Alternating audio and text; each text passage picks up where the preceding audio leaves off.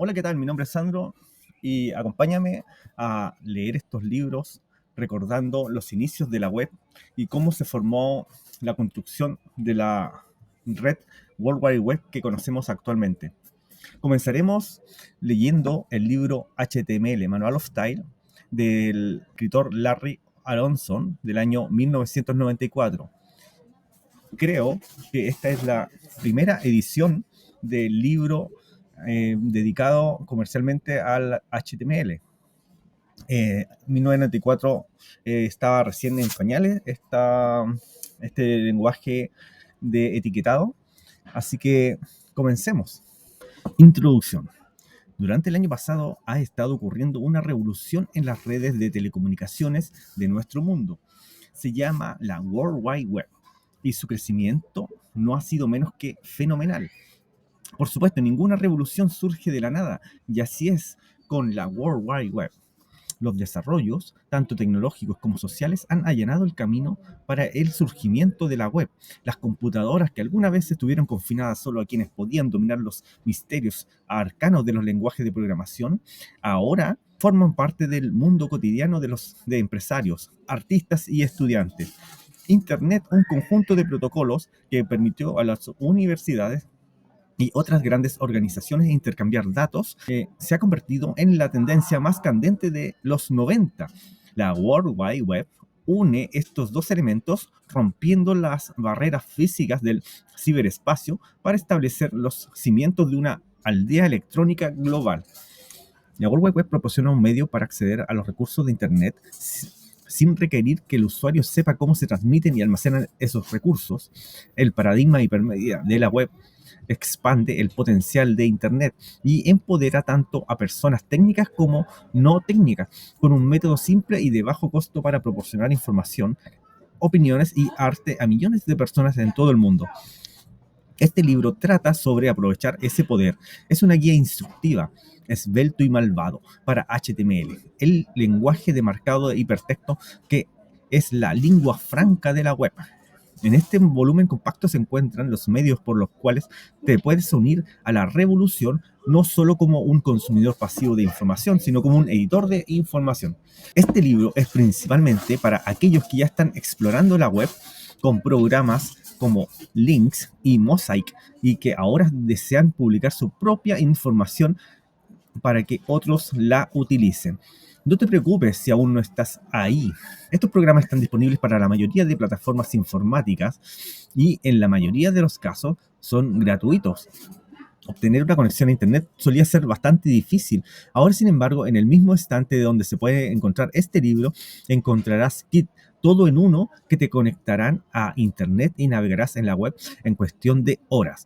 HTML es muy fácil de aprender. No necesitas experiencia previa con lenguajes de programación. La familiaridad con cualquier programa moderno de procesamiento de texto es suficiente, dado que la World Wide Web abarca la mayoría de los otros protocolos de Internet.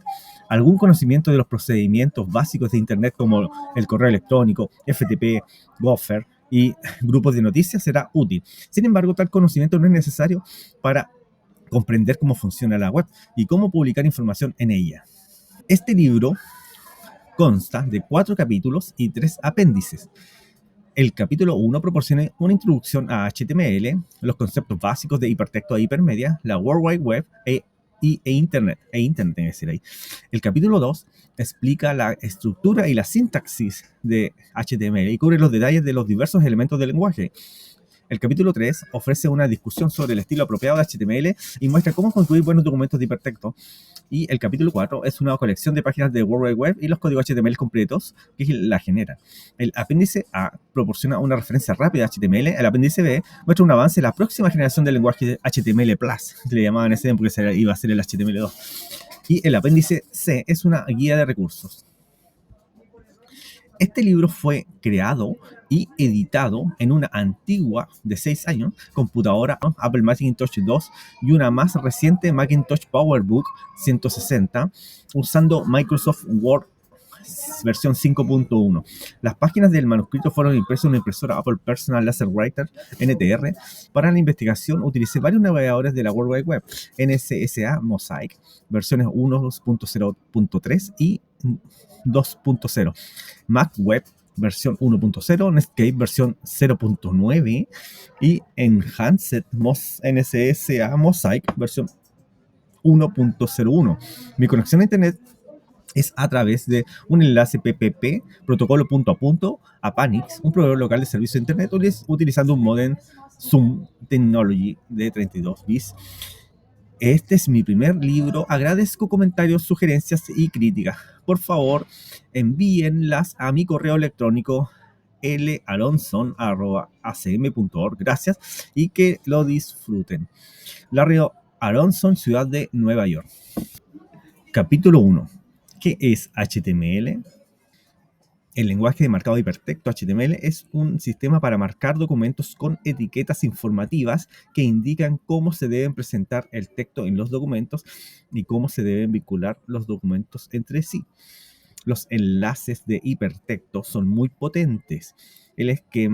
Los enlaces de hipertexto son muy potentes. El esquema marcado HTML permite crear aplicaciones cliente-servidor interactivas, multiplataforma y multimedia. Esta cadena de adjetivos no es solo palabrería. Existen sistemas así.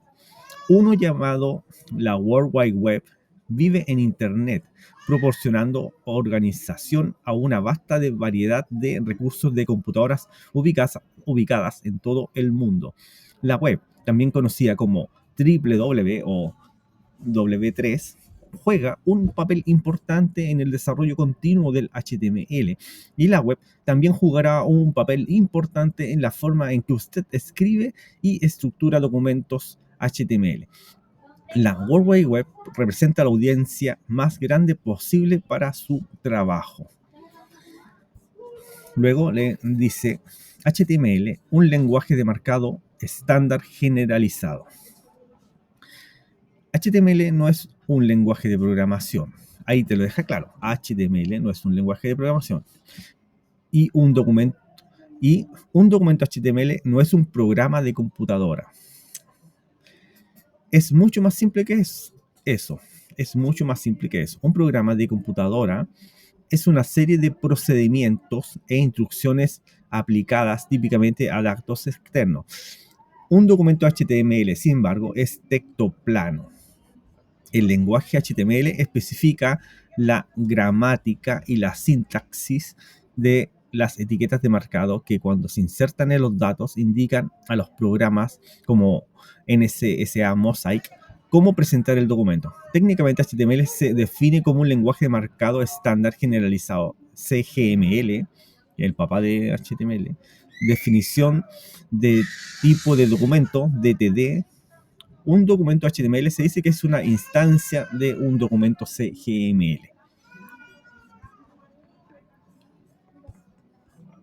CGML se originó como GML, lenguaje de marcado general, en IBM a fines de los años 60, como un intento de resolver algunos de los problemas de transporte de documentos a través de diferentes sistemas informáticos.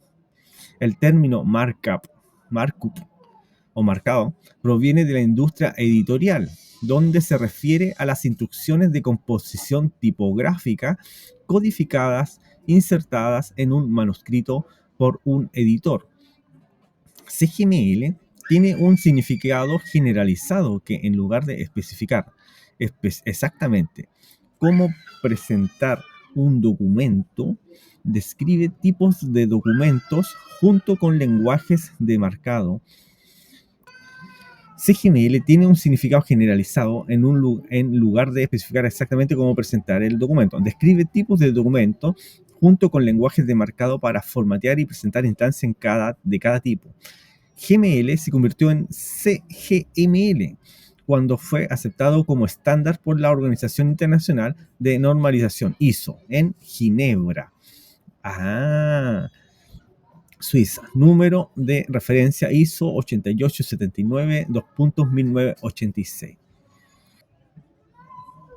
La base conjunto de caracteres de un documento HTML es ISO 8859/1, también conocido como latín-1. Es un subconjunto alfabético con caracteres para la mayoría de los idiomas americanos y europeos. ISO 646, también conocido como AXIS, es un subconjunto de 7 bits de latín-1. No hay obligación de usar nada más que los 128 caracteres de AXI estándar en un documento HTML. De hecho, apegarse al AXI directo es alentado. ¿Es alentado? Ya. Ya que permite que un documento HTML se edite con cualquier editor de texto en cualquier sistema informático y se transporte a través de cualquier red, incluso con los sistemas de transferencia de archivo y correo electrónico más rudimentarios. Para hacer esto posible, HTML incluye entidades de caracteres para la mayoría de los caracteres.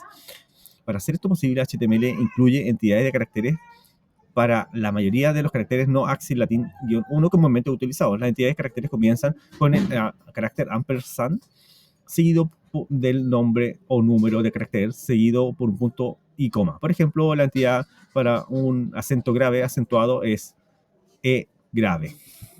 Así se escribe. Ya ahí ya te están dando las bases. ¿Eh?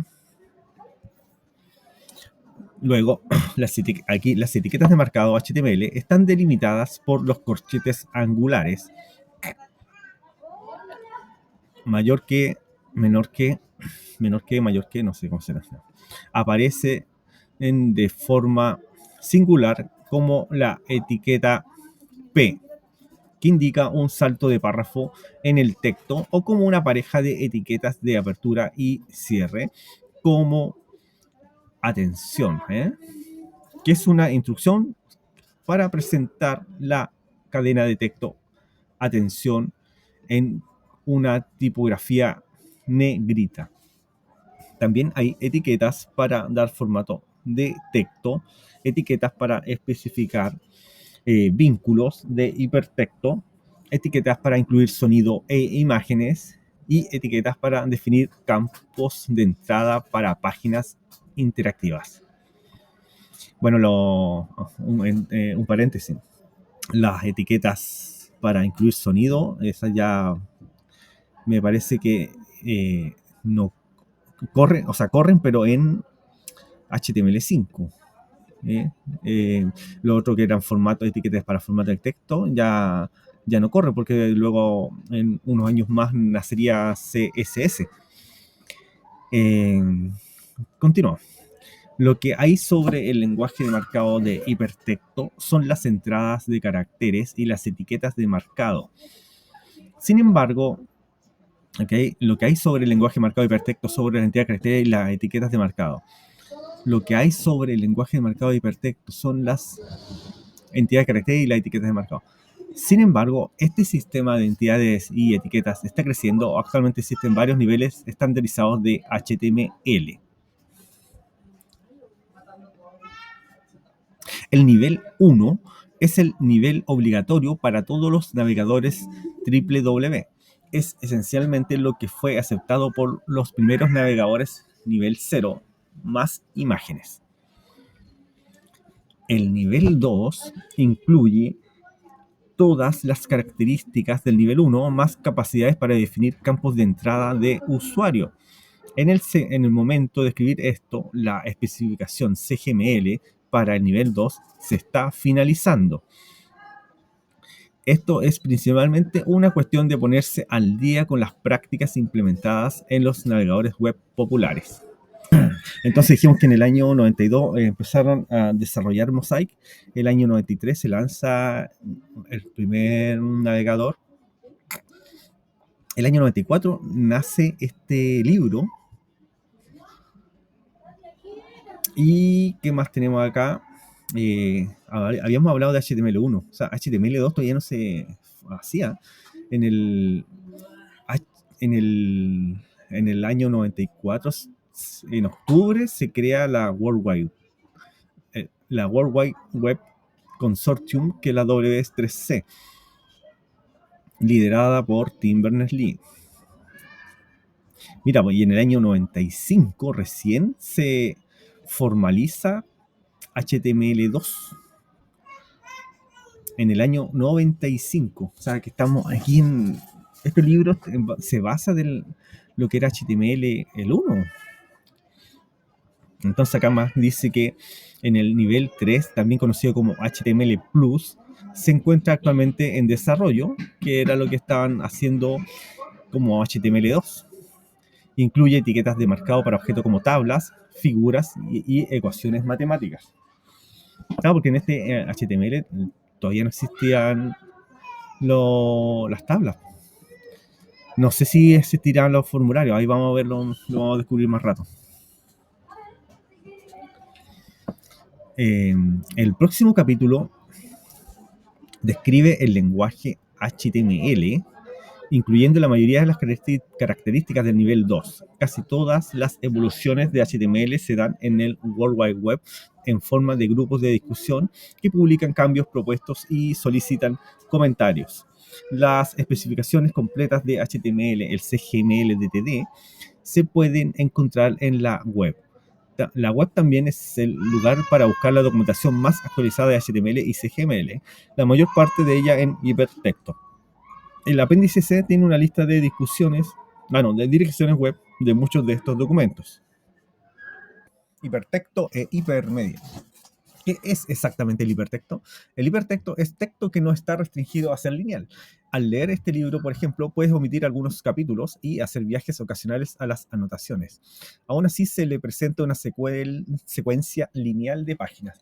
En contraste, el hipertexto organiza la información como una red interconectada de texto vinculado. Se pueden seguir diferentes caminos a través del trabajo por diferentes lectores. Los lectores pueden elegir entre todas las conexiones que los autores proporcionaron como las asociaciones más relevantes para sus necesidades inmediatas. La hipermedia se refiere a aplicaciones de hipertexto que contienen cosas además de objetos de texto. Las aplicaciones de hipermedia abarcan gráficos, videos, sonido y más. El lenguaje de marcado de hipertexto contiene etiquetas de marcado para especificar enlace a objetos multimedia. Cómo se muestran estos objetos se deja al navegador, pero generalmente las imágenes se expanden como ilustraciones o figuras dentro del texto, mientras que el sonido y las animaciones se presentan en sus propias ventanas con controles de reproducción y pausa. Bueno, esto pasaba en los inicios de la web, que los navegadores no tenían la suficiente fuerza y poder para reproducir este tipo de contenido multimedia. Es por eso que se abrían ventanas externas, pero ahora ya todo esto es posible y se reproduce dentro del navegador. En una página de hipertexto HTML, el texto resaltado que sirve como inicio de un enlace se llama ancla. Las anclas se pueden incrustar en otros elementos HTML, lo que le permite no solo asociar texto, sino también listas de enlaces de hipertexto. Una imagen puede servir como ancla para un enlace, así como texto. Las pequeñas imágenes se pueden usar como iconos y botones activables en una página web. Esto es especialmente útil cuando desea crear un conjunto de estándar de controles que se colocan en una serie de páginas web. Las imágenes también pueden tener múltiples anclas asociadas a diferentes áreas de la imagen. Si se definen mapas de imágenes sensibles. Mira, ya estaban en ese tiempo, estaban empezando la zona de... ¿Cómo se llama? Los mapas de imágenes. Tú elegías una zona y te mandaba a otro lado. Bacán. Ese, bueno, no existía CSS todavía, así que había que hacer eso, ¿no? Obviamente que pesaba un montón descargar una imagen en esa época, así que paciencia. La maravillosa característica del hipertexto es que agrega una dimensión extra de estructura al contenido de su trabajo. Con el hipertexto puedes resaltar relaciones alternativas, además del orden lineal de secciones, capítulos y subcapítulos que se encuentran en la tabla de contenido. Un trabajo de hipertexto está limitado solo por el espacio de almacenamiento físico disponible para documentos vinculados. Para la World Wide Web Internet, esto significa terabytes de datos y la web está creciendo más rápido de lo que nadie podría haber imaginado. Con los nuevos navegadores gráficos que se han vuelto disponibles en el último año, realmente experimentas la sensación de navegar, entre comillas, a través de un espacio de información sin límites. Todo esto ya estaba viéndose en el año 1994. La idea y los conceptos de hipertexto e hipermedia han estado alrededor por un tiempo, Ted Nelson recibe el crédito de acuñar los términos en el año 1965. La primera aplicación hipermedia práctica fue el Aspen Movie Map, hecho en MIT en el año 1978. Utilizó videodiscos y pantallas con tecnología Set Shell Video Player. File System, lanzado en el año 1984, dio bases de datos hipermedia a los primeros usuarios de Macintosh. En 1987, Apple introdujo el HyperCard, escrito por Bill Atkinson, que incorporó muchos conceptos hipermedia. El desarrollo de unidades de CD-ROM para computadoras personales hizo que el desarrollo comercial y la comercialización de aplicaciones multimedia fueran una realidad. Y en 1989, Tim Berners-Lee y Robert Kagiliau presentaron una propuesta a sus colegas en el CERN para un sistema hipermedia basado en cliente-servidor, y la World Wide Web nació. Las aplicaciones HTML multimedia son similares en muchos sentidos a las aplicaciones HyperCard de Macintosh, lo suficiente como para que sea posible imitar aplicaciones HyperCard simples en HTML y viceversa. Ambos sistemas toman la forma de una web de nodos unidos con uno designado como inicio, la pila inicial para HyperCard y la página de inicio para un servidor World Wide Web. Las diferencias, sin embargo, son significativas.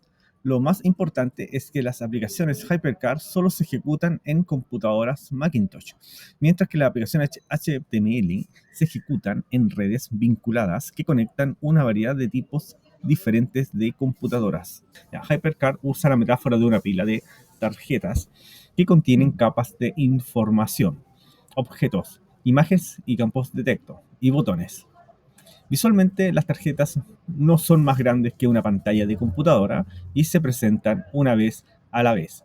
Un botón puede tener un script adjunto activado por un clic del mouse. Las acciones de script típicamente son enlaces a otras tarjetas o pilas. HyperTalk, el lenguaje de scripting que impulsa las aplicaciones HyperCard, es potente, elegante y bastante fácil de aprender. La metáfora para aplicaciones HTML es la de una página de texto formateado e imágenes. Una página HTML puede ser de muchas páginas físicas de longitud, correspondiendo a un capítulo en un libro o una sección de un manual. Sin embargo, tiene un ancho variable. El navegador reajusta la vista para envolver el texto y posicionar las imágenes para que se ajusten al ancho de la ventana de visualización. Los enlaces de hipertexto HTML se activan haciendo clic con un botón del mouse sobre el texto resaltado, generalmente subrayado y resaltado en un color diferente al del texto común, o una imagen. El enlace puede ir a otro texto en la misma página, a una nueva página web, o a algún otro tipo de recurso en la red o internet. Mientras HyperTalk de HyperCard es definitivamente un lenguaje de programación, HTML no lo es poderoso y fácil de aprender, pero no creo que mucha gente lo llame elegante. Otra diferencia clave entre HyperCard y las aplicaciones HTML web es que HyperCard está diseñado para una computadora personal. Mantienes tus propias copias de las pilas en el disco duro de tu computadora o en la red de área local. HyperCard es mejor para aplicaciones personales de mantenimiento de registros, libros de teléfonos y registros de tiempo. Por ejemplo, los documentos HTML, por otro lado, existen en un entorno cliente-servidor.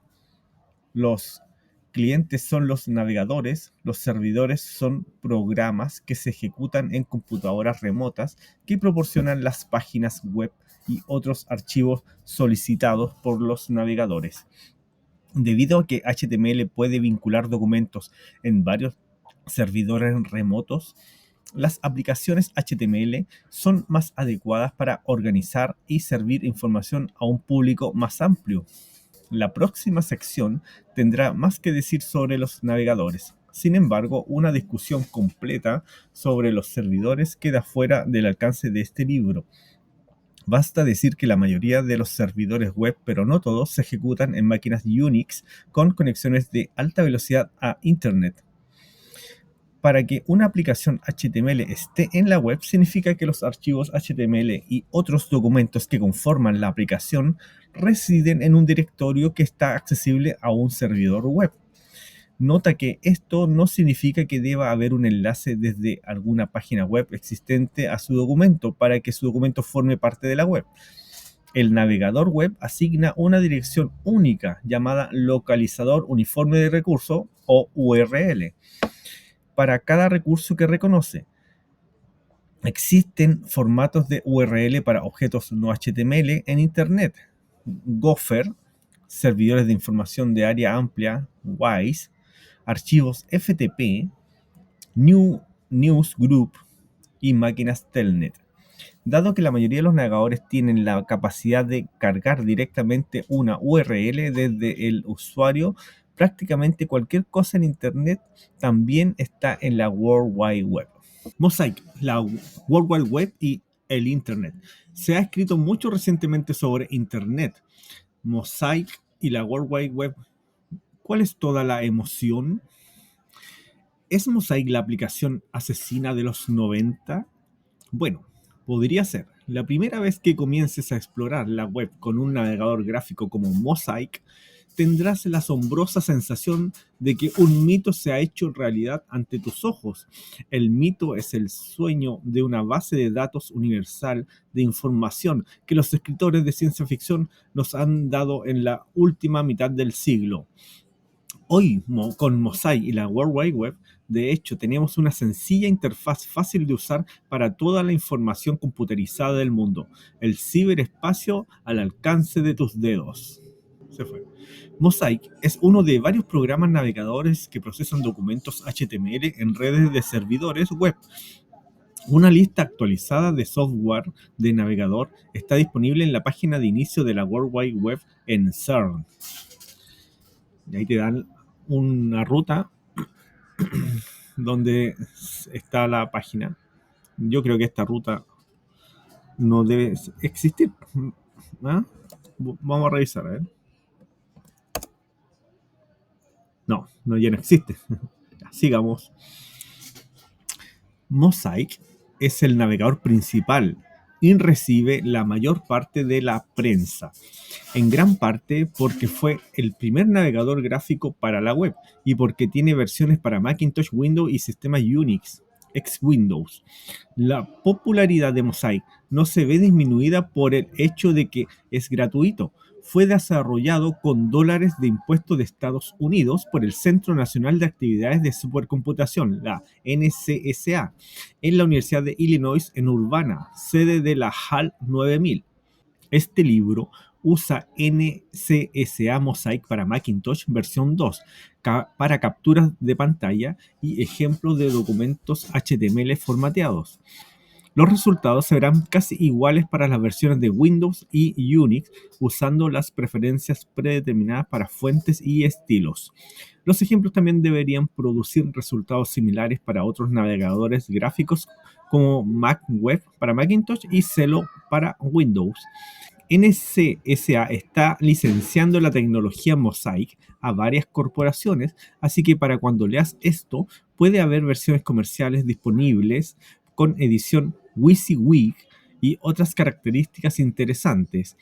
Mientras tanto, puedes obtener Mosaic del servidor FTP anónimo de NCSA, y ahí te dan la ruta del FTP, así como de muchos servicios comerciales en línea, incluido SafeNet. Veamos este FTP, a ver si está disponible.